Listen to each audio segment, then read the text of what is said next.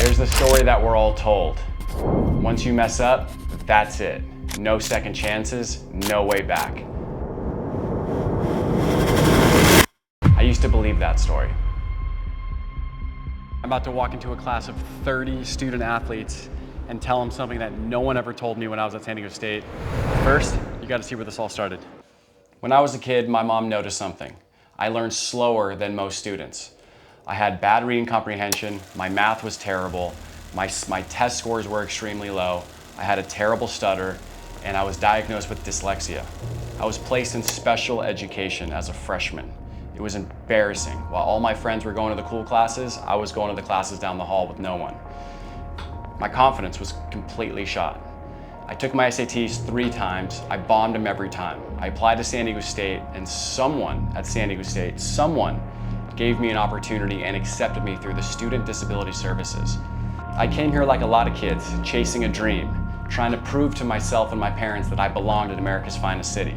This school tested me, it shaped me, it built me into the man I am today, and it also prepared me for everything that came next. This is the dorm I got kicked out of 6 weeks before the semester ended.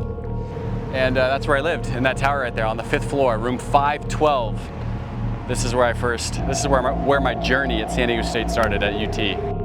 In March of 2007, I got a 40-page document from the San Diego State Judicial Department, comprised of photos of me drinking in my dorm room. My RA singled me out. She kept a long history of different photos of me that I posted on Facebook. I didn't see it coming. I was blackballed, singled out, and kicked out of the dorms, only to find myself living on a buddy's couch in Mission Beach. I didn't tell my parents. How could I? Hey mom, hey dad, thanks for all the support. I got kicked out of the dorms. So I took it on the chin. I suppressed it, and I moved on. Then sophomore year came. I made another mistake. I stole a book from the bookstore. I had the money in my pocket. I was young, I was dumb, I thought I could get away with it. I was arrested and I was suspended from San Diego State. This time, I had to tell my parents. The suspension, the dorms, all of it. This is 802 Doe Report.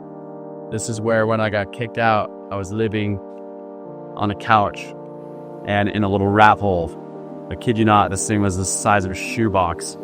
And I was living also in my car right out here in my Mazda. Kept it all a secret from my parents, was just hoping that I can get to the end of the semester as quickly as possible, because then I was going to be back at Santa Barbara back home, so I wouldn't have to tell them, and I could brush this all under the rug. It was a very humbling experience for sure. I'm just thankful that I was able to commit to go back to school, because I easily could have took the semester off, and who knows where I would have been if I would have taken the semester off. I probably wouldn't even have been here, that's for sure. So my first 2 years at SDSU tested me more than anything else before. 6 weeks sleeping out of my car and on the couch, and a whole semester at community college, and a long road back thinking I had anything else left to offer. Here's what they don't tell you about rock bottom. Everybody has advice for you, but only after you make it back. See, I didn't have a blueprint at San Diego State. I built my own. I had no investors, I had no money, I had no experience, I had no idea what the fuck I was doing, but I had confidence, I had belief, and I had a story that I learned how to tell. I built the brand one pair, one style, one day at a time. That was my classroom. I wasn't just selling sunglasses. I was learning how name, image, and likeness can authentically change a life. What I didn't know back then is I was creating the blueprint for NIL before NIL even existed. Back in the day, it was all about winning. It was all about getting on the podium and having trophies to prove that you were valuable. I started competing. I wasn't winning. Most of the time I was getting smoked, so I had to make my time valuable. I started collecting stickers. I started selling stickers on campus. I started networking with brands. I started showing that I can be a strong brand evangelist and ambassador for these companies by passing out products and representing them on campus and spreading their name and their company. That was my way of showing value in a different way. I became living proof that your story has power, long before NIL even changed college sports forever. July 1st, 2021, everything changed. The Protecting Athletes, Schools, and Sports Act, or PASS Act. Name, image, and likeness problematic for recruiting? goal of leveling the playing field for collegiate sports. I'm gonna give you some insider information. For the first time ever, student athletes could do what I've been doing my entire life. Tell your story, create an opportunity for yourself, build a brand. Overnight, every student athlete in America became an entrepreneur. Head coaches became fundraisers, athletic departments became startups. NIL gave athletes what I've been living my entire life: the power to own your story and the power to turn it into opportunity. Then, one day, I get an email from San Diego State. The school that told me I didn't belong is now asking for my help. This is bigger than business, and this is an opportunity that only I can bring to the table. So, I entertained it, because my foundation that I built at San Diego State is what made me who I am today. And my story is so unique and so different that athletes, students, and most people can relate to it. In schools like SDSU, yeah, we don't have the deep pockets like at Texas. We don't have the boosters like Alabama. We got grit and we got creativity. And we created a sunglass collaboration with them. We raised $75,000 for student athletes. The next year we did with football, and then we did basketball again. So collectively over the last couple of years, we've raised $275,000 for San Diego State student athletes, put them on billboards, and got to elevate their personal brands to a whole new level, which they've never seen before. So that kind of laid the foundation. We also instilled belief, showing them what this looks like, what building a personal brand can be, and how creating NIL in a space that's pay to play, how you can show up differently and make an impact and stand out. We didn't do this with celebrities, we didn't do this with influencers, we did this with student athletes alone. Real players, real stories, real impact. I realized that this was much bigger than business. This was an opportunity to create something that can outlast all of us and to give student athletes a platform and belief to say that they can do something bigger than what they're doing already. When I was a kid, I didn't have that. There wasn't NIL. There wasn't players and teams and stories that I can relate to that showed me what was possible. So I hope that my story can inspire them to show them that this is all bigger than the game itself. We thought we were showing up just a few. We're gonna roll into a class of like 500.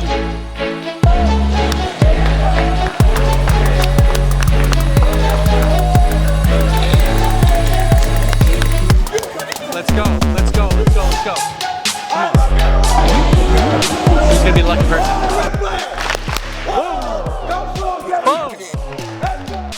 $5 million for 5 years. This is the largest NIL commitment in SDSU history and one of the largest private donations to any non-Power 4 program. But it's more than a check, it's a challenge. To build mentorship, to instill new energy, to retain players, to elevate the culture, and to reignite alumni pride. Your backstory doesn't define you, your current situation doesn't define you, only what you do next does.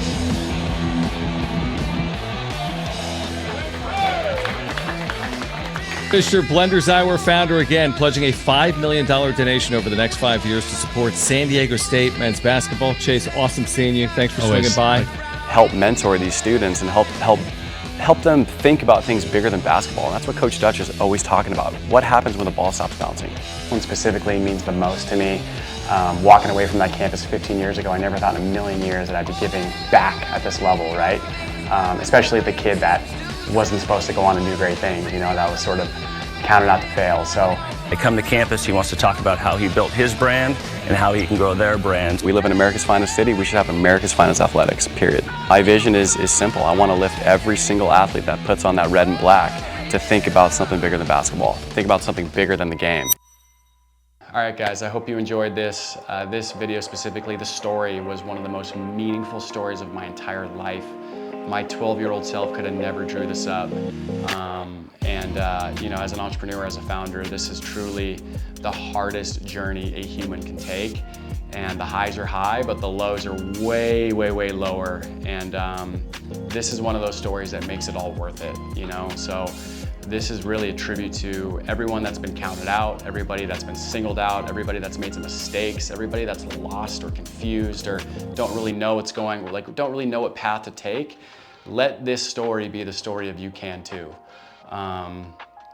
I don't know where we're going on this journey, but I'm just gonna take you guys along for that ride.